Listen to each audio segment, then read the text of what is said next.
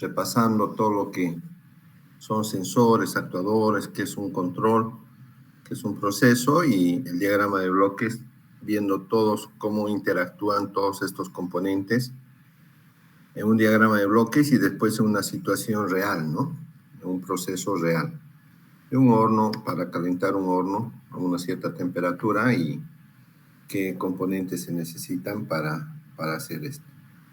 Bien, entonces, ahora vamos a empezar ya con el tema, el contenido de toda la materia. Va a ser automatización de procesos, definición del PLC, características, ventajas y desventajas, funciones básicas y extendidas del PLC, estructura de un PLC, programación de un PLC y aplicaciones utilizando PLCs.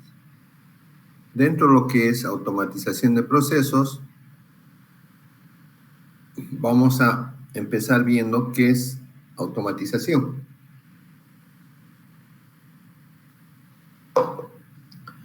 Entonces, podemos decir que automatización es el procedimiento por el cual un sistema trabaja óptimamente y sin intervención del ser humano, de acuerdo a un diseño, ¿no? Entonces, cuando no está automatizado un proceso o una máquina, entonces se dice que es el trabajo manual. Por eso, y que necesita la intervención de un operador, ¿no? De un humano.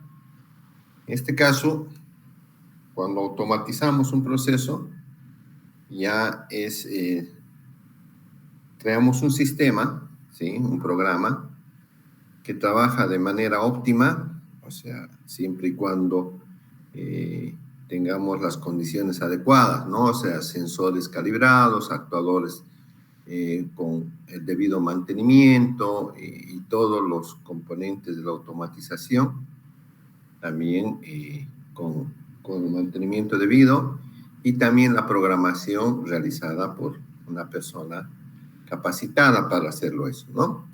Porque si no, no sería óptimamente lo que lograríamos con la automatización. Bien, de acuerdo a un sistema, a un diseño o a una descripción funcional del proceso, no un DFP o un DFS, que se abrevia así, descripción funcional del sistema o del proceso.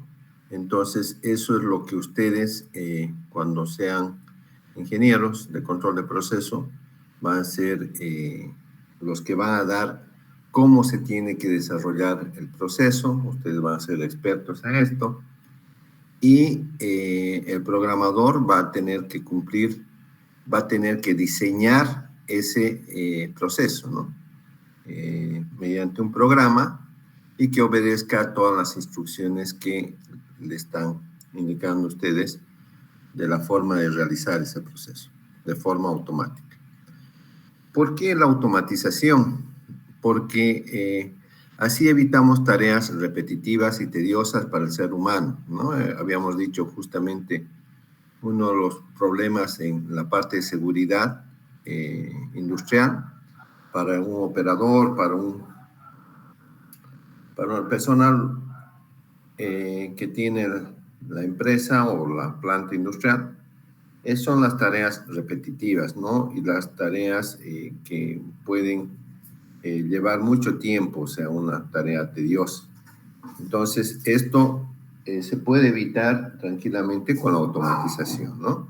O sea, tenemos actuadores automáticos que pueden ser, por ejemplo, una válvula, ¿no? Que es manual, se la puede volver automática poniéndole un cabezal a la válvula que sea un actuador neumático o eléctrico.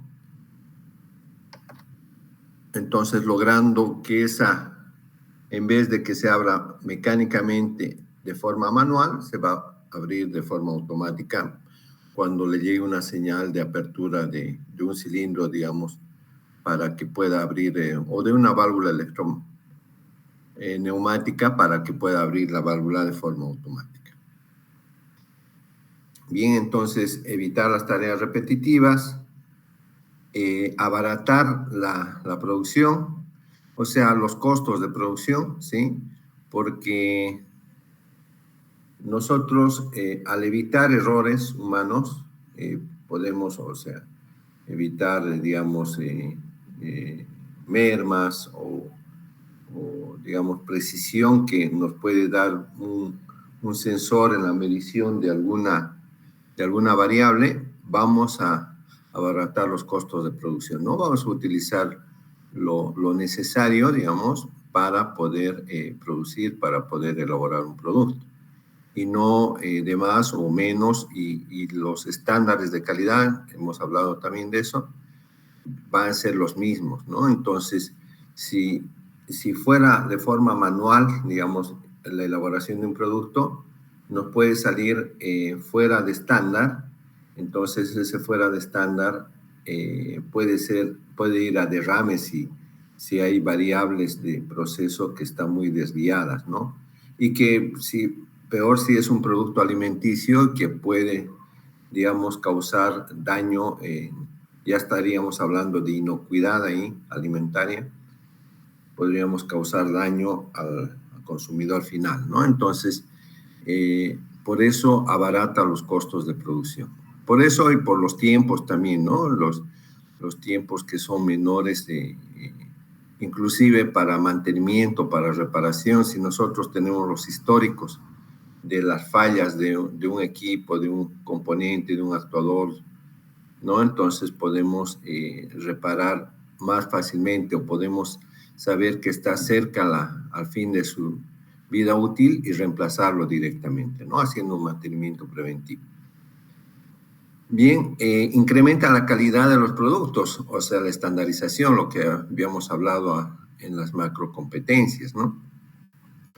Y también lo que estaba dando por qué abaratan los costos de la producción, porque tenemos el mismo estándar del producto, o un producto estándar todos los días, ¿no? Y todos los batches de producción que tengamos, siempre vamos a tener el mismo estándar del producto.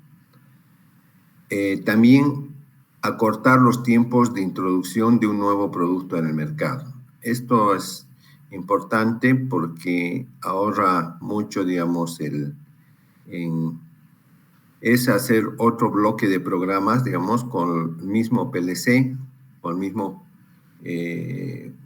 poniendo solamente, digamos, añadiendo tal vez sensores y actuadores, pero ya no tendremos que si tuviéramos una lógica cableada, ya no tendríamos que cablear la parte de datos, ¿no? De la información. Solamente podemos aumentar en el programa, un bloque de programa para poder hacer, por ejemplo, un nuevo producto, o las proporciones, cambiar las proporciones de un producto, ¿no? Entonces se puede setear nuevos parámetros para un nuevo producto con los mismos componentes que tengamos en el proceso.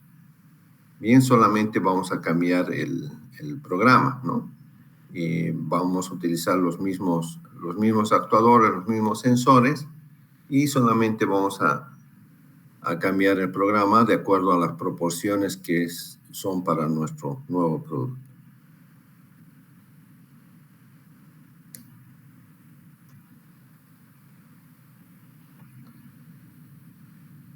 Bien, ¿y qué es un automatismo entonces? ¿No? Todo dispositivo físico, ya sea eléctrico, electrónico, neumático, hidráulico, capaz de controlar el funcionamiento de una máquina o proceso. Entonces, eso es el automatismo, ¿no? Todo dispositivo físico que es capaz de controlar el funcionamiento de una máquina o proceso. Libera al hombre de operaciones peligrosas, pesadas o rutinarias. Las repetitivas, y hemos hablado, las rutinarias también, y hemos hablado de la seguridad también de las personas, o sea, operaciones peligrosas, ¿no? O que causan mucho estrés, que causan cansancio, digamos, por ejemplo, antes en la en la cervecería, creo que les comenté ya a ustedes de que yo empecé a trabajar en la cervecería Santa Cruz, que es la Ducal, que está en la avenida Bushi, tercer anillo, hace casi 30 años ya. Y la descarga de la malta venía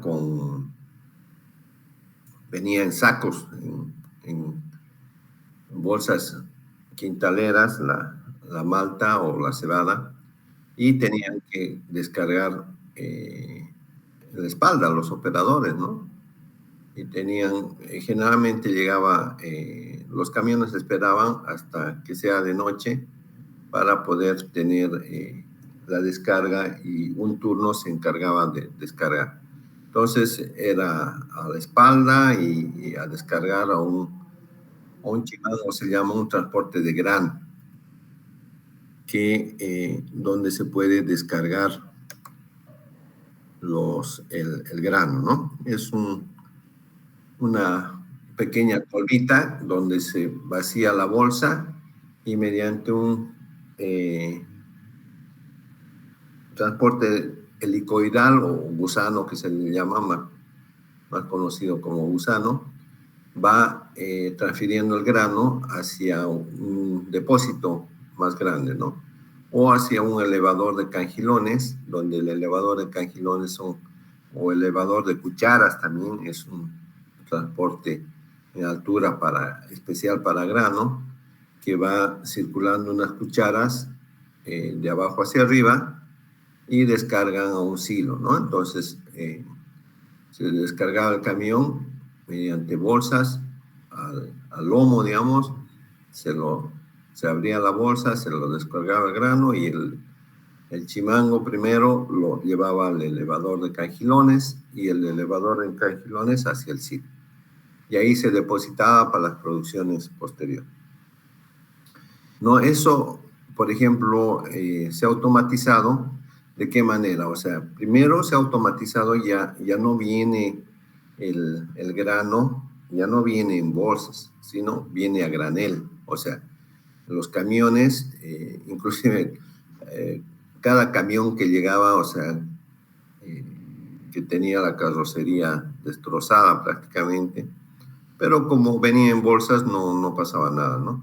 En cambio ahora, como es a granel, los camiones tienen que tener una carrocería bastante, aparte de en buenas condiciones, tiene que ser limpia, ¿no? Y porque va a estar el grano en contacto directo con la carrocería. Entonces viene el grano cargado, ya no en bolsas, a granel, y se descarga. Hay una manguera a vacío, ¿no? Es un equipo que tiene repique, se llama, o sea, que es un succionador, una manguera que succiona el grano y lo descarga a una tolva también, y de ahí lo lleva a otro transporte de grano que se llama Redler, que son unas paletitas que transportan el grano, y de ahí a un elevador de cangilones, ¿no? Para llegar al silo total, ¿no? Entonces, la descarga ya libera de esta operación pesada, digamos, para el operador. Un segundito, por favor.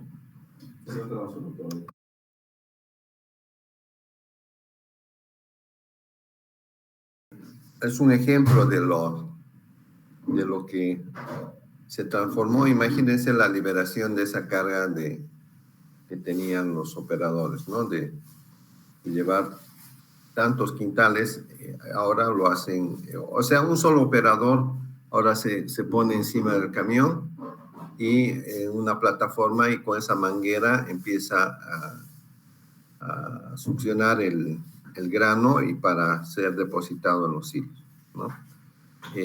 Las tareas peligrosas, por ejemplo, tenían que ir a abrir una válvula de vapor, ¿no? Una válvula de vapor. Se puede aislar todo, digamos, todas las tuberías, pero muchas veces las válvulas propiamente no se puede aislar, ¿no?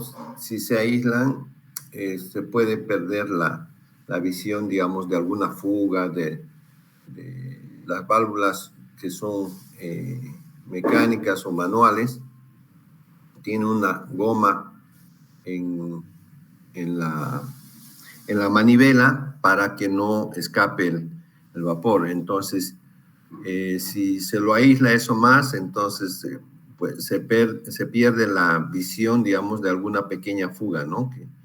Que está humedeciendo y que ya hay que cambiar esa goma para que no fugue. Entonces, generalmente las válvulas no se aíslan y eso, imagínense, vapor a 120 grados, más o menos 130 grados, es caliente, ¿no? Entonces, se le ha puesto, por ejemplo, un servomotor a las válvulas, porque son de 8 pulgadas, digamos, las válvulas son de un diámetro bastante grande.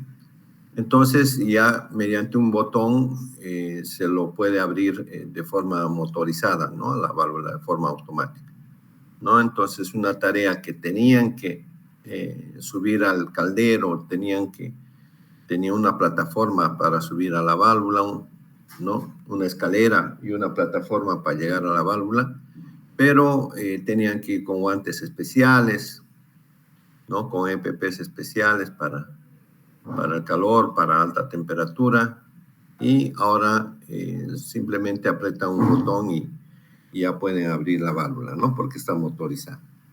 Entonces, esto de la automatización o el automatismo trae muchas ventajas para la operación. El elemento de control es el que ejecuta el programa lógico interno, ¿no? Reacciona ante la información recibida por sensores, actuando sobre los accionamientos de la instalación, ¿no? Lo que hemos visto, el diagrama de bloques. O sea, siempre vamos a ir a recurrir a ese diagrama de bloques donde el elemento de control, en este caso el PLC, la unidad de control, le llega la información a través de los sensores, ¿no? Una información acondicionada para el PLC. Y analiza esa información,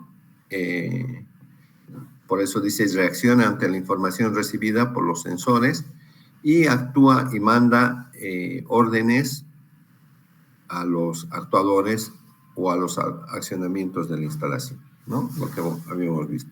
Bueno, ahí está otra forma de ver, digamos, un automatismo, donde está arriba está la máquina o proceso de fabricación. Los captadores o sensores, fíjense el sentido de la flecha, ¿no? La flecha es del proceso hacia los captadores. Los captadores, que eran los sensores que transforman una señal eléctrica, perdón, una variable física en una señal eléctrica, ¿no? Aquí están resistencias variables, pulsadores, LEDs, o sensores ópticos, ¿no? Estos transforman una señal eléctrica y esa información del proceso están llevando a la unidad de control. En la unidad de control, fíjense también aquí en las flechitas, es de doble sentido de comunicación con un HMI o con el operador, ¿no? Puede haber un tablero también, un panel de operador. Entonces, que el operador va a poner consignas, set points o algunos parámetros, va a poder parametrizar o va a poder elegir, digamos, un producto, ¿sí? Mediante alguna botonera o algún, si es un touch panel en el HMI, va a elegir una receta donde le van a llegar todos los parámetros para fabricar esa receta que van a ser introducidas al PLC. Entonces, una vez que está analizando esa información la unidad de control, da en la pantalla, en el monitor del operador o en el touch panel, puede dar toda la información, ¿no? Que está procesada ya. Qué sé yo, contador de producción, temperaturas, tendencias, ¿no? Entonces lo va a presentar el PLC en un HMI o en un panel de operador, o simplemente en un display que tenga, ¿no? Si no tiene un panel de operador muy avanzado, de tecnología avanzada. Y de ahí va, después de analizar esa información, va a mandar a los órdenes, a los actuadores. Aquí están los actuadores, que son electroválvulas o válvulas neumáticas, bombas, ¿no? Para que los actuadores devuelvan, transformen esa señal eléctrica en una variable física y devuelvan al proceso si ha salido una variable fuera de control por una perturbación, vuelva al estándar o al valor nominal que necesita. Si hay alguna pregunta, me paran nomás y me la hacen, por favor.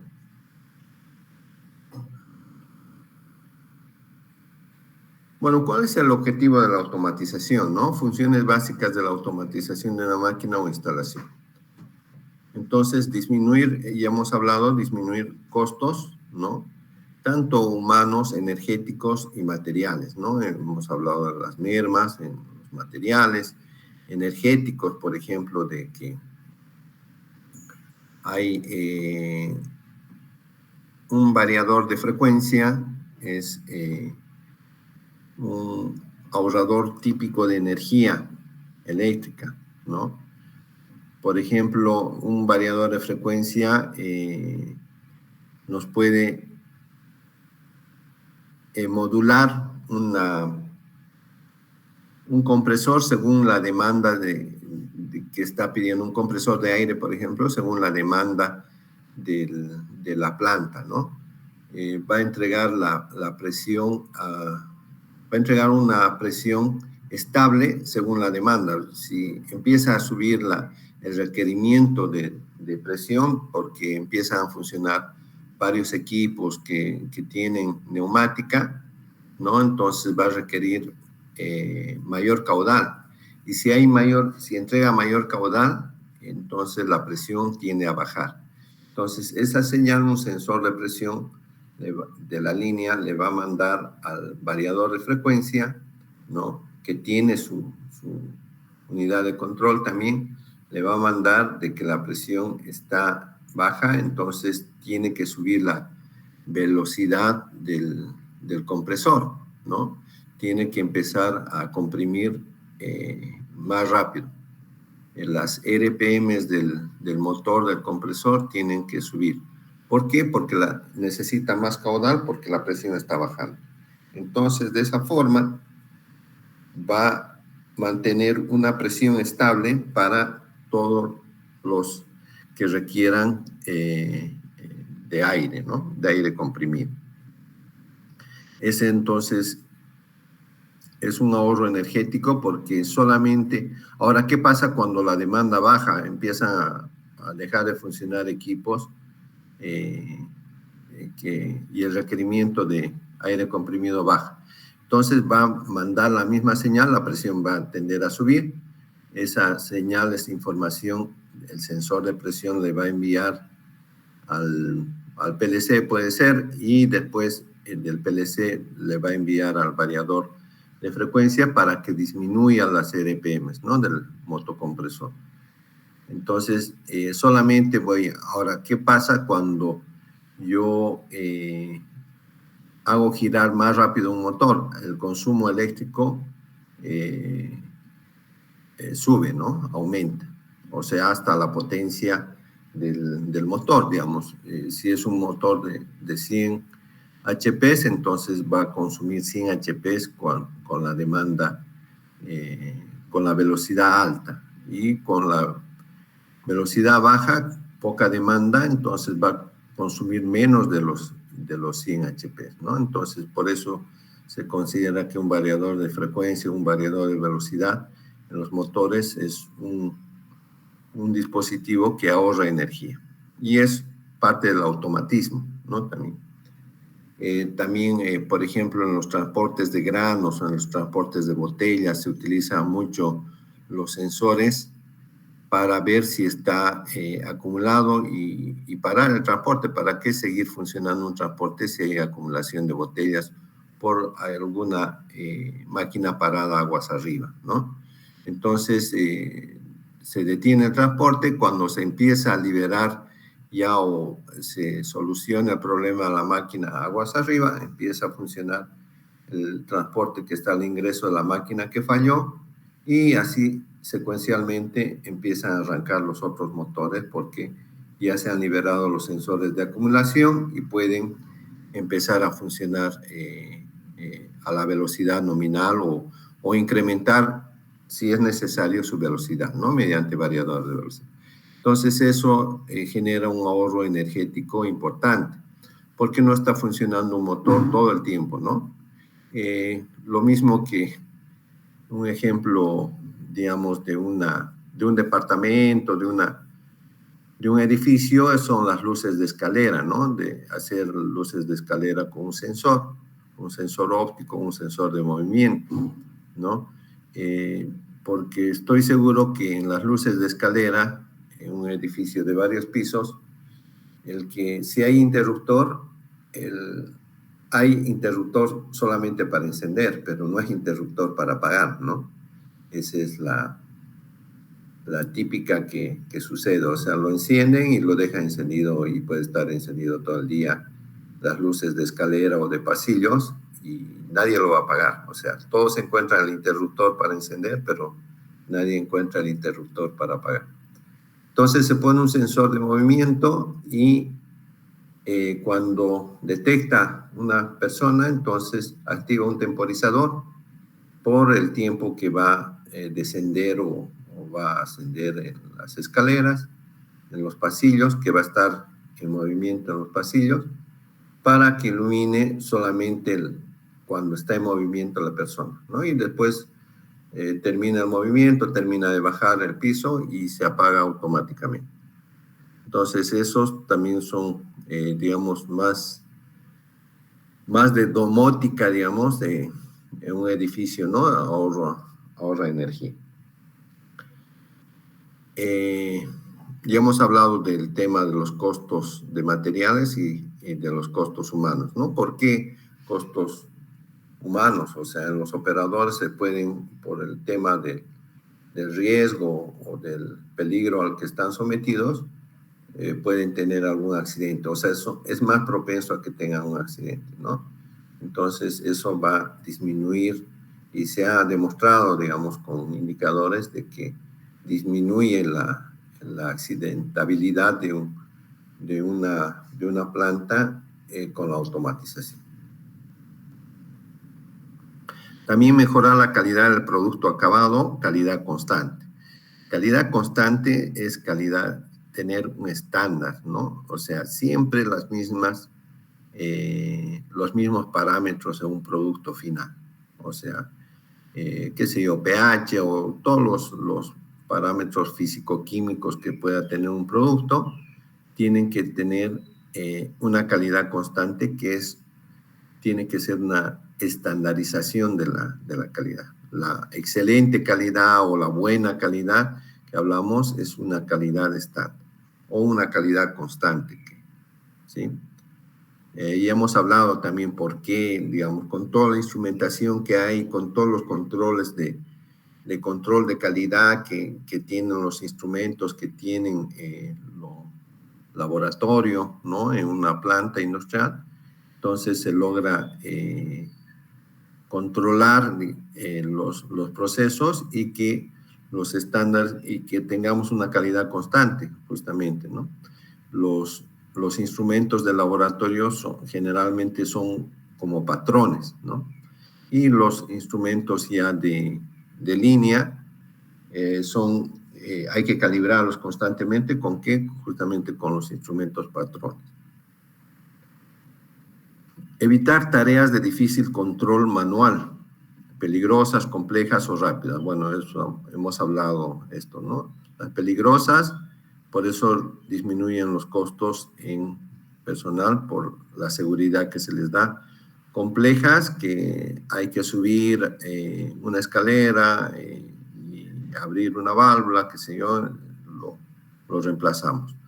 O rápidas, ¿no? O sea, imagínense hasta subir, hasta poner la escalera, si no hay una plataforma, tiene que agarrarle a otra persona la escalera, ponerse sus EPPs, todo eso, el automatismo lo hace rápidamente, ¿no? Sin necesidad de personas que estén haciendo la tarea. Información en tiempo real del proceso, eso es también muy importante, ¿no? Porque los tiempos se van a disminuir y la productividad va a aumentar muchísimo. ¿Por qué? Porque disminuimos los tiempos justamente por esas tareas que las hace el automatismo más rápidamente que un humano, ¿no? Entonces, y esa información los sensores lo mandan al PLC en tiempo real, ¿no? En tiempo real siempre están, imagínense que en un caldero, por ejemplo, para abrir o cerrar la válvula de gas para llegar a una temperatura determinada, esté un operador, ¿no? El operador va a tener que estar constantemente ahí mirando si baja para abrir y aumentar la llama o si sube para bajar la llama, ¿no? Entonces, con la información, eso si lo reemplazamos con un sensor, lo que mira el operador, un termómetro, qué sé yo, analógico, lo reemplazamos con un sensor que lleva la información directamente hacia la unidad de control, esa información va a estar en tiempo real. Aumentar la producción y flexibilidad de las máquinas, adaptación al mercado, ¿no? O sea, el tema de flexibilidad en una industria es muy, muy, muy importante. ¿Por qué? Porque así es más competitiva, ¿no?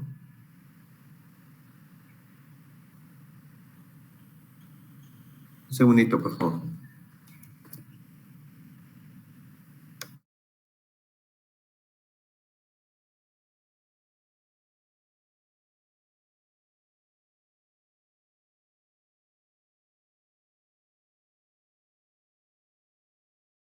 Por ejemplo, con el mismo equipamiento se necesita hacer una nueva receta, ¿no? Un nuevo producto, ¿no?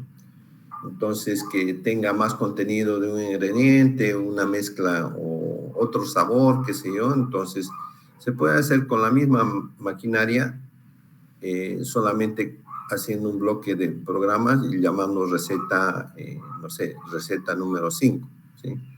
Entonces, el operador, cuando va a hacer la receta número 5, solamente cambia en el HMI, si tiene un HMI, o en el, digamos, puede ser que tenga en su panel de operador, puede ser que tenga una botonera, ¿no? Una llave selectora. Entonces ponen en receta 5 y le va a habilitar todos los parámetros en el PLC para esa receta, ¿no? Las proporciones, los ingredientes, todo eso para poder hacer esa receta, ¿no? Entonces, eso es flexibilidad, ¿no?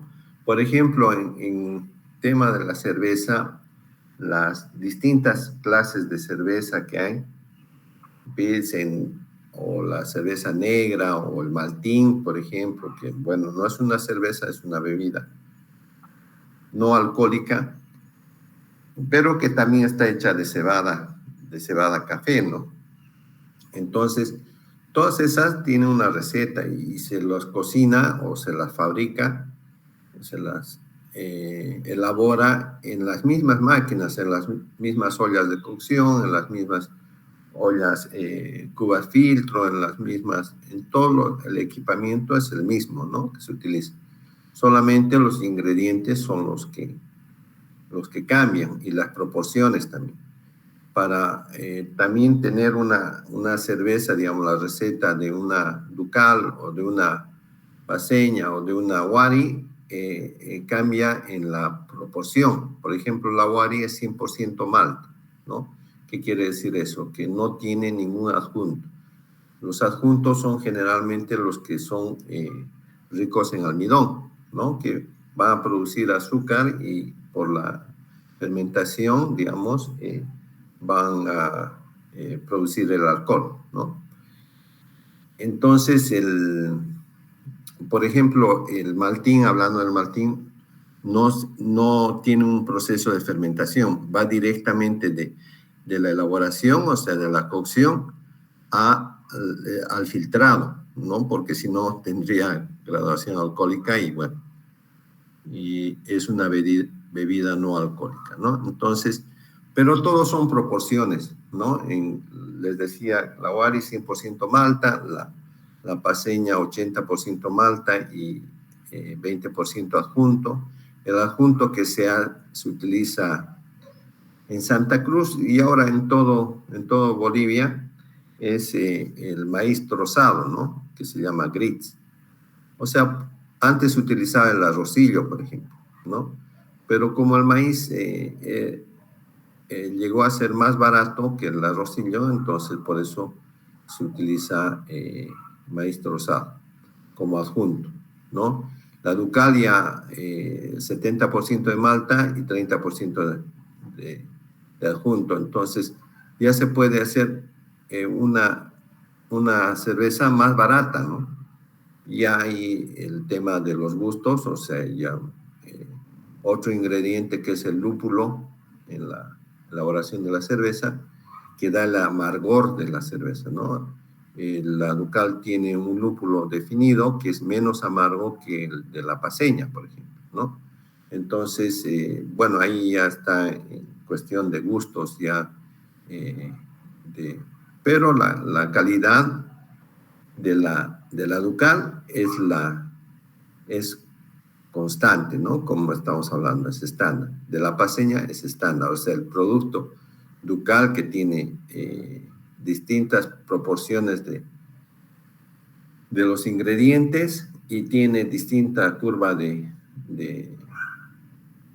temperatura de cocción, digamos, y también filtración, hacen que sea una cerveza diferente que la paceña, y el tema del Wari, el tema del agua y el tema de lo que es 100% malta, hace que también sea una cerveza premium, digamos, porque por eso es más cara, porque es 100% malta, ¿no? Y porque es elaborada con agua de un manantial que hay en Wari, justamente, y que no necesita un tratamiento de agua, ¿no? Y es un agua mineral, se podría decir, que directamente es la materia prima. No hay planta de tratamiento de agua, ¿no? Solamente filtros por el tema de arena, arenilla, que sí. Entonces, la flexibilidad para aumentar la producción, por ejemplo, ¿no? Por eso también se sacan nuevos productos, ¿no? Porque la planta de Santa Cruz es la planta que es más flexible, o sea, que se puede hacer más productos. ¿Por qué? Porque tiene una línea mixta de botella y latas, donde se puede hacer, por ejemplo, todos los productos de temporada, digamos, ¿no? Porque que van a tener un tiempo de consumo solamente, ¿no?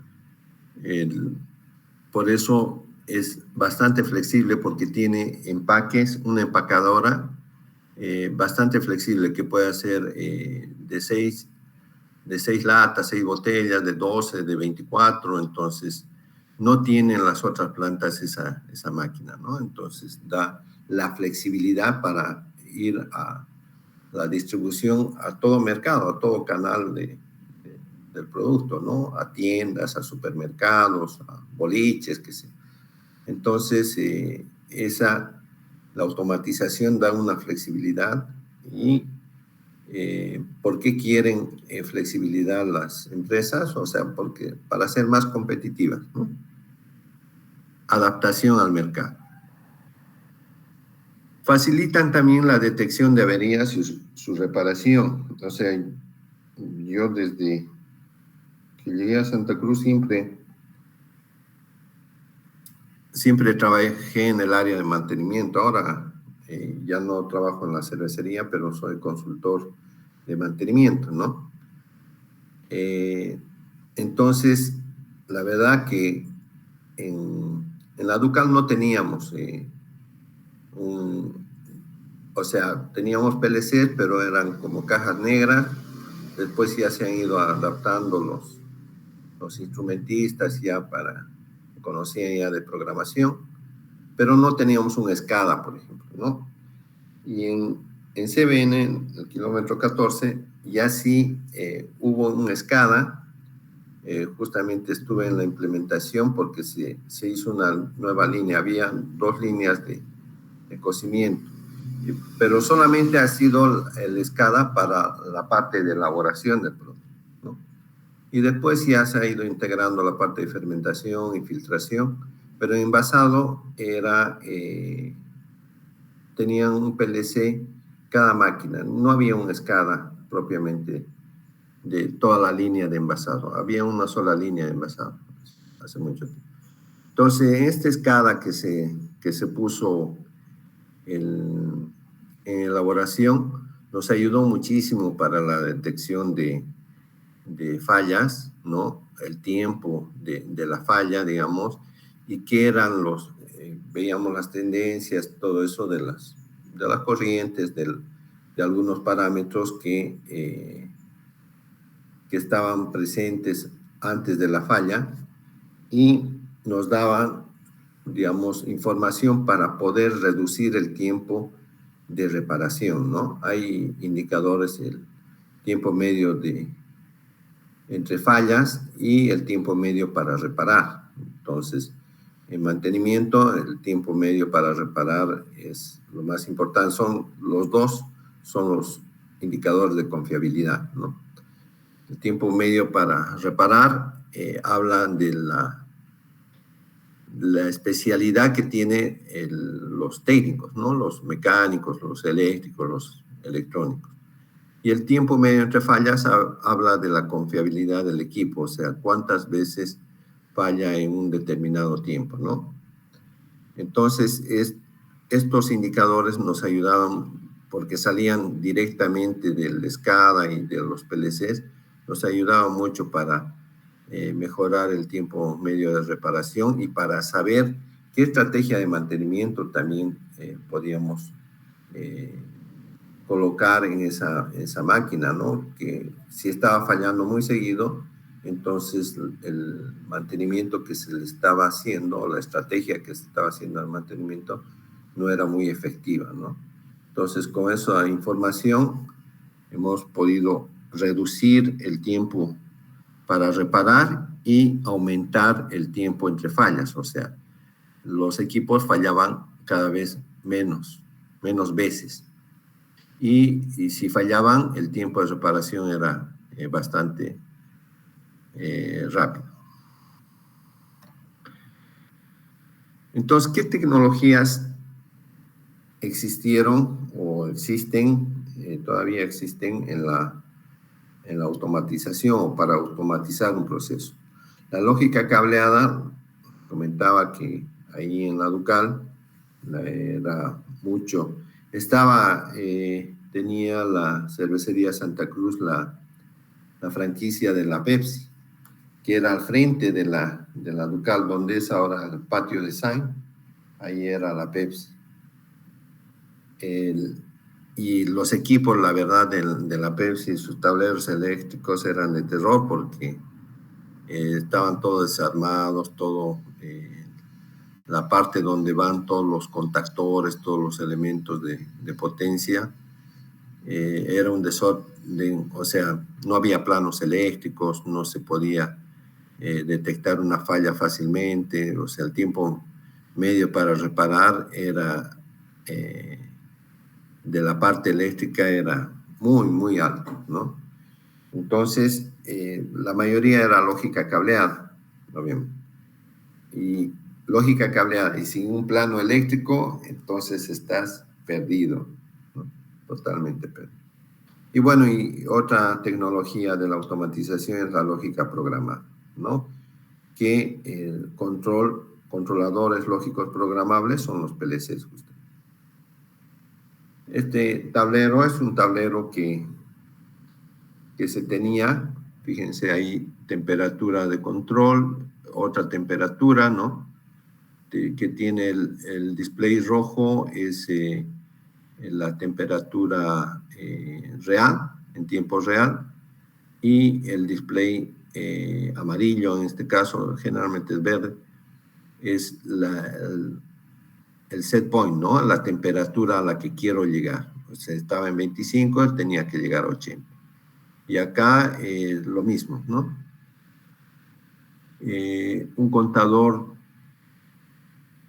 y otro contador. No, este es un temporizador y este es un temporizador también.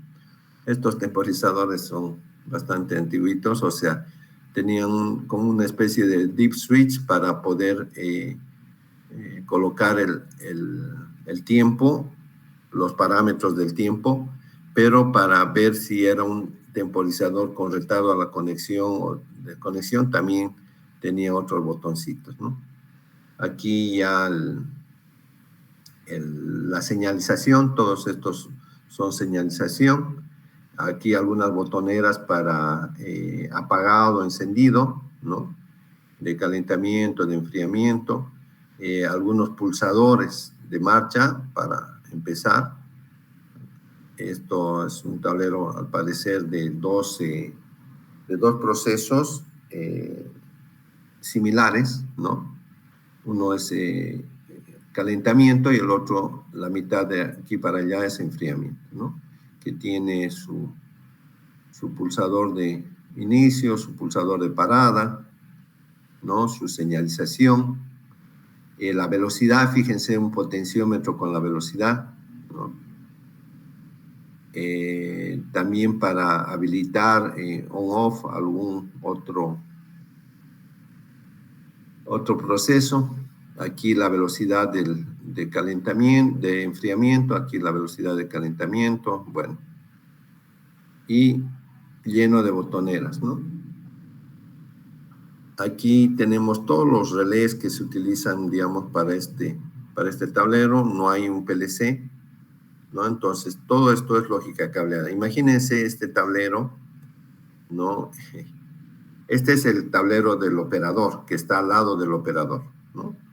Y este es el tablero que está en una sala de tableros, que puede ser, no sé, a 100 metros o también hay equipos que tienen al lado su sala de tableros, ¿no? Pero el panel del operador está en el equipo mismo, ¿no? Aquí generalmente toda la tensión que se utiliza es 24 voltios y es una tensión de seguridad, ¿no? Para que no haya ningún choque eléctrico con el operador. Y este es un tablero eléctrico que está en la sala de tableros, ¿no? Todo esto es una tira de relés y por eso la lógica cableada también se llama lógica de contactos o lógica de relés o lógica de contactores, ¿no? Porque toda la lógica se la hace con contactos. Por ejemplo, para arrancar un motor, digamos, acá yo voy a hacer un enclavamiento, le llega la tensión a la bobina del motor, la bobina del contactor del motor, arranca el motor y para que después de pulsar quede enclavado, hay un contacto del contactor que autoalimenta a esta señal de partida, ¿no? Eso vamos a ver también en un diagrama eléctrico, un circuito eléctrico. Y para los distintos actuadores se utilizan relés para que no vaya directamente la tensión al actuador, sino vaya la tensión acondicionada. Por ejemplo, puede llegar 24 voltios y el relé transformarlo a 220, ¿no? Porque tengo que arrancar un motor. Entonces, contactores, relés y todo borneras, todo lógica cableada. Y aquí ya lógica programada, este es un PLC donde está la fuente de alimentación, la CPU y las tarjetas de entrada y las tarjetas de salida. Pueden ser entrada digital, entrada analógica, salida analógica. ¿No? Aquí lo mismo, su fuente, su CPU, ese es el orden generalmente, ¿no? Va la fuente de alimentación, la CPU, tal vez una tarjeta de interconexión, digamos, para poder introducir el programa o modificaciones del programa o para hacer un backup del programa, ¿no? Y todo lo que son las tarjetas de entrada y de salida, digitales y analógicas, ¿no? Esto generalmente también muchas veces va a un relé para proteger también, ¿no? Las salidas. Por ejemplo, si se quema una salida de un módulo de esta tarjeta, de 8 salidas digitales, por ejemplo, si se quema una salida, voy a tener que cambiar toda la tarjeta, ¿sí? Porque si no tengo otra salida libre, entonces voy a tener que cambiar toda la tarjeta. Y una tarjeta de esas puede llegar a costar, qué sé yo, $1,000, ¿no? En cambio, un relé, si se quema, que se queme el relé, digamos, la bobina del relé. Un relé cuesta $10, $8, ¿no? Entonces, ahí ahorro en costos también, porque una tarjeta de un PLC es mucho más cara. Y bueno, y este puede ser un SCADA o, digamos, si tengo un solo proceso, lo que les decía en la parte de embotellado, en CBN, solamente había esto, ¿no? Su PLC, bueno, era otra máquina, digamos, una llenadora de botellas, en vez de un agitador acá, una llenadora de botellas, su PLC y su HMI de la llenadora, ¿no? No había el SCADA, no concentraba. En cambio, en la parte de elaboración, sí, digamos, este era un cocedor de adjuntos, esta era una olla de ebullición, y este era la cuba filtro. Entonces, todas iban a un PLC maestro, ¿sí? Y de ahí a un monitor, ¿no? Donde en el monitor yo podía ver todos los procesos juntos de elaboración, o también podía ver la parte de fermentación, inclusive la parte de servicios, de sala de máquinas, podía ir mediante pantallas, ¿no? No era necesario tener la cantidad de monitores según la cantidad de procesos, sino en uno o dos monitores yo podía ver todos los procesos mediante hojas de las pantallas, ¿no?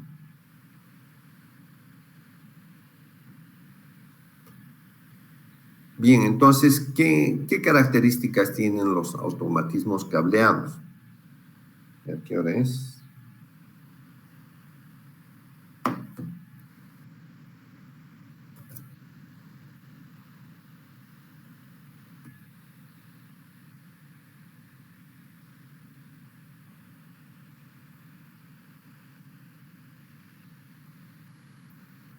Ok.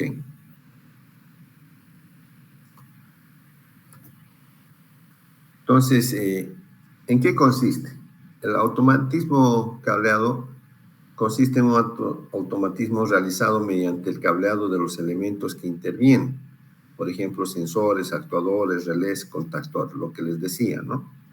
Los elementos de control en automatismo son justamente los contactores y relés, ¿no?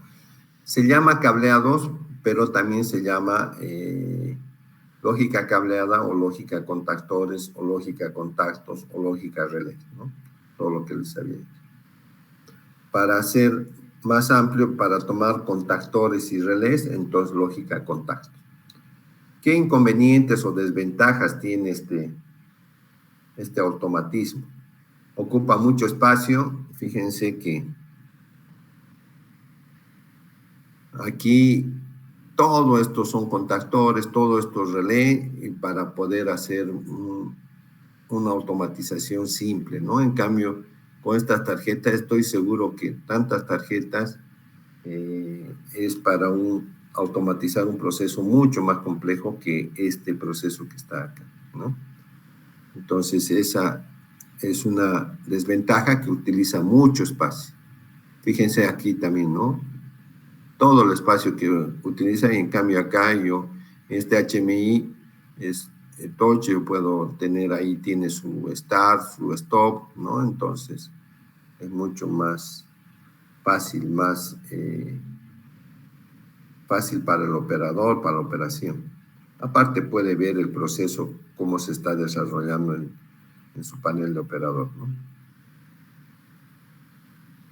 Poca flexibilidad para modificaciones, mejoras, lo que les decía, una receta, ya tengo que aumentar relés, aumentar contactores, ¿no?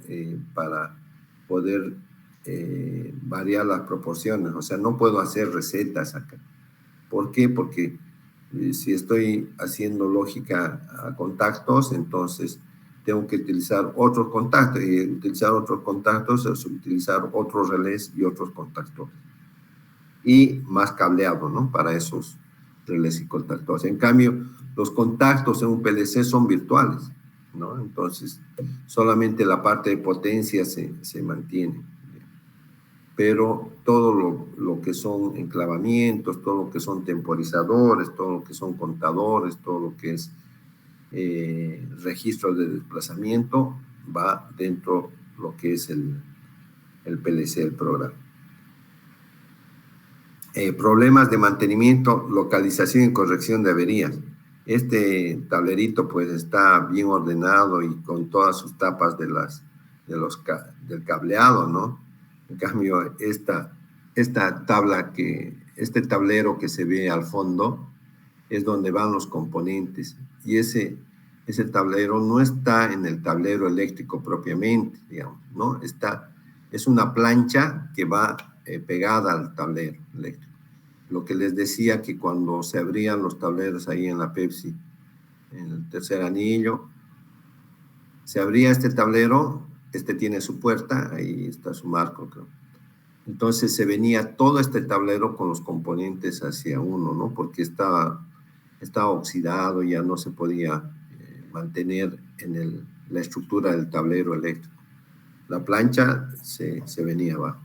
Y aparte, todos estos cable canales estaban sin tapas, los cables salidos, ¿no? Puenteados, digamos, de un relé o de un contactor a una bornera, o sea, una maraña de cables impresionante, y encima no tenían los planos eléctricos. ¿Qué van a tener el plano eléctrico actualizado? Imagínense, tantos puentes que habían hecho, tantas reformas que habían hecho. Entonces, cuando había una falla, y para saber en qué relé era la falla, o en qué contactor estaba la falla, ¿no? Había que seguir el cable desde el proceso, ¿no? Hasta el relé. Por ejemplo, era un sensor que estaba fallando, un sensor inductivo. Entonces, la señal que manda ese sensor inductivo no estaba llegando al relé, al relé o al contactor.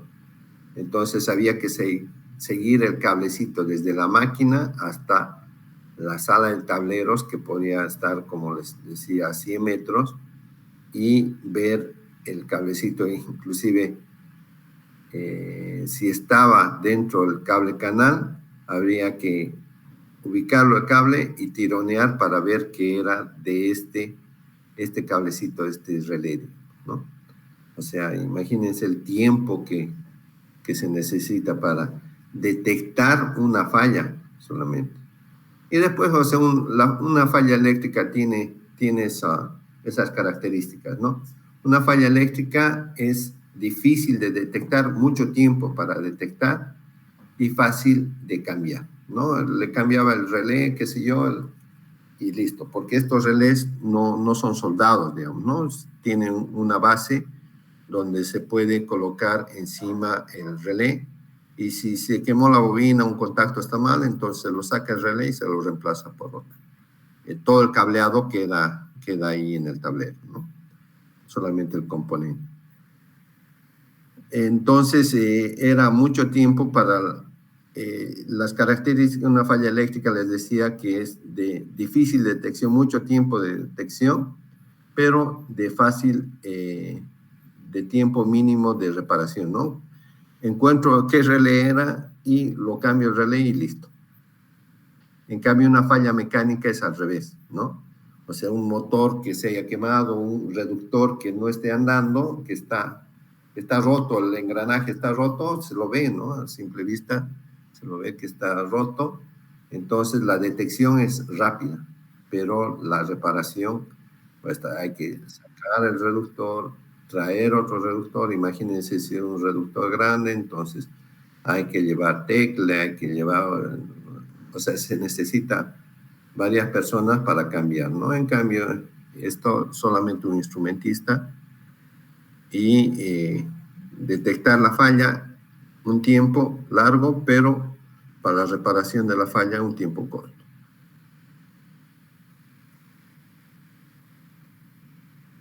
Entonces, problemas de mantenimiento, localización y corrección de las averías, ¿no? Difícil implantación de algoritmos que no sean derivados del álgebra de Boole. O sea, como es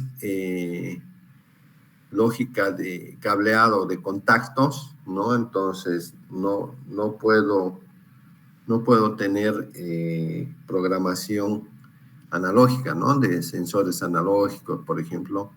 Ahí no se podía. Entonces, teníamos que utilizar, como en este caso, un controlador independiente, ¿no? El control de temperatura tenía que ser realizado por un controlador de temperatura. En cambio, este controlador y este otro controlador se lo puede meter al PLC, ¿no? Al programa del PLC.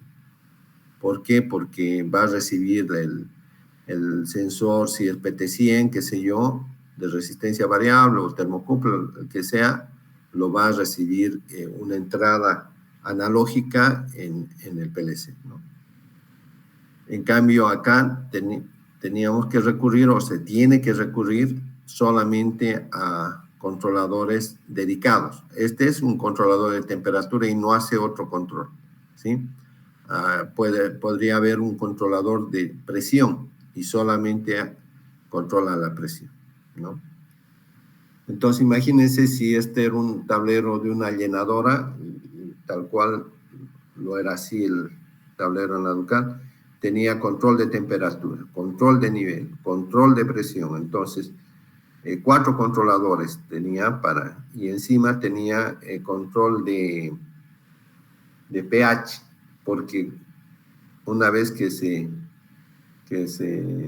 llena, digamos, la cerveza, cuando hay que cambiar de producto o cuando se deja de producir, hay que hacer limpieza, que se llama SIP, y se hace con soda cáustica la limpieza. Obviamente se enjuaga después con agua caliente, pero puede quedar rastros de soda cáustica. Entonces, para el pH de la soda cáustica y de la cerveza son muy distintos, ¿no?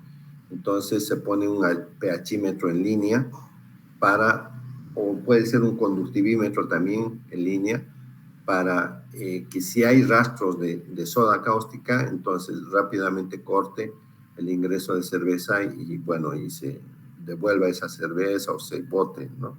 Esa cerveza porque está contaminada con soda cáustica o con rastros de soda cáustica. Entonces, imagínense todos los controles por separados. En cambio, acá en el PLC, todos los controles puedo hacerlo, de todas las variables la puedo hacer en el mismo PLC.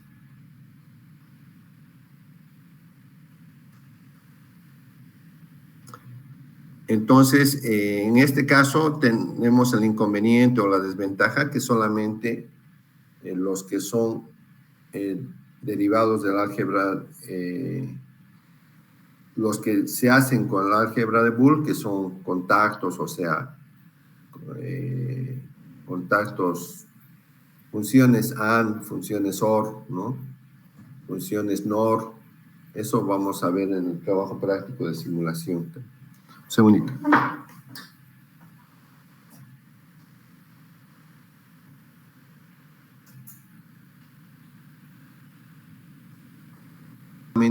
On-off, ¿no? No podemos hacer un tipo de control analógico, por ejemplo, ¿no? Un control de temperatura no lo podemos hacer con lógica a contacto, ¿no? ¿Por qué? Porque la señal tiene infinitos estados en el tiempo. En cambio, por ejemplo, la señal que manda un sensor inductivo es detecta o no detecta, es on-off, ¿no? Es todo o nada. En cambio, un sensor de temperatura manda la temperatura en tiempo real, que puede ir variando en estados infinitos, ¿no? Entonces, ese tipo de control no se puede hacer, solamente control on-off. Bien, o se puede hacer, pero solamente, digamos, si llega a una temperatura determinada, con un termóstato se puede hacer, ¿no? O sea, si llega a 80 grados, bueno, que corte, ¿no? La fuente calefactora, qué sé yo, que cierra la válvula de vapor, ¿no? Pero no se puede hacer, digamos, una rampla de temperatura, ¿no? Que entre 40 y 60 grados suba en 30 minutos, ¿no? Y que en 60 grados espere, digamos, una hora. Y ahí va modulando, la válvula de vapor se abre, se cierra, abre, se cierra, ¿no? Pero va modulando con un control PID, con un control proporcional, integrativo, derivativo, que es mucho más preciso que con un control on-off, ¿no?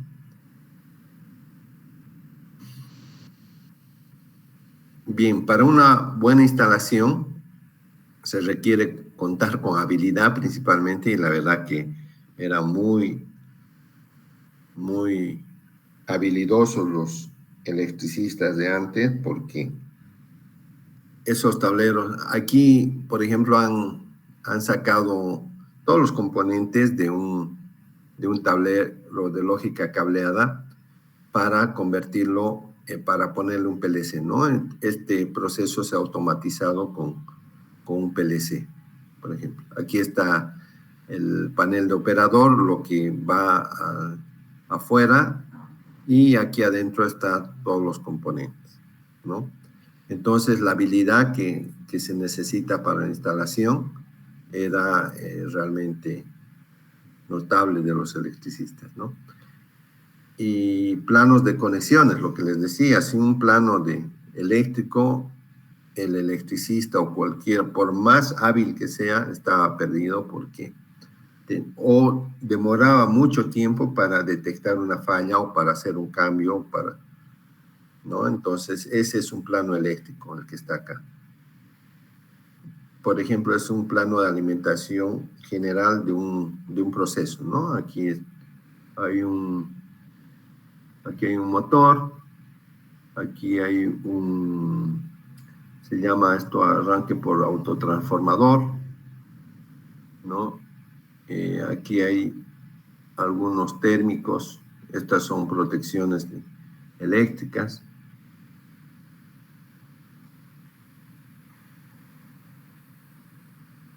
Sí, esta es para inversión de giro, ¿no? Debería tener un temporizador. Aquí hay una fuente de alimentación, ¿no? Que entra un rectificador, digamos, ¿no? Entra alterna y sale continua. Es de 220 a 24. Aquí son auxiliares, estos son relés seguramente, ¿no? Para relés, que funciona a bobina 24. Un diagrama de circuito, que este es un motor trifásico, por ejemplo, línea 1, 2 y 3, trifásico en 460. ¿No? Aquí hay un motor monofásico, un autotransformador para ya motores de continuo. Bueno, hay un relé electromecánico, ¿no? Los pines para poner los cables, para que van a ir a las borneras, ¿no? Con esto se asegura un buen contacto, porque si solamente le quito la aislación del cable y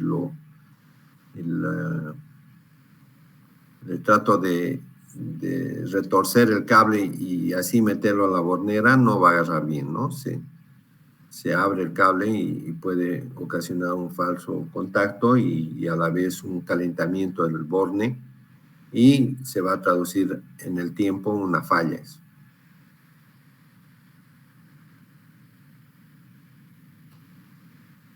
Bien, ¿alguna pregunta?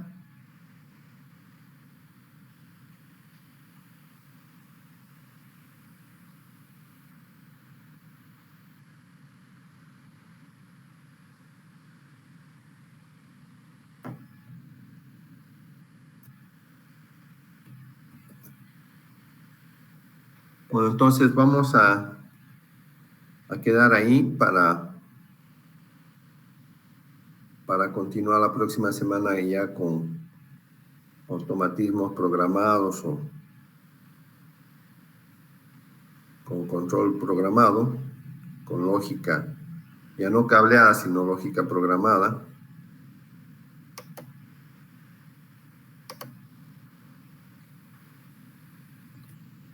Bien.